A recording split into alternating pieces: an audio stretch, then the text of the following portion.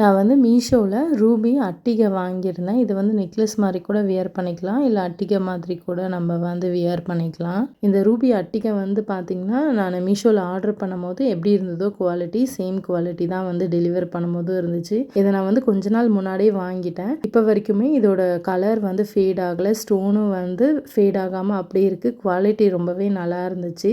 சரி, அதுதான் இது ஒரு வீடியோவாக போடலாம் அப்படின்னு சொல்லிட்டு நான் வந்து வீடியோவாக போட்டேன். இது வந்து பார்த்திங்கன்னா ட்ரெடிஷ்னல் டைப் வந்து அட்டிகை.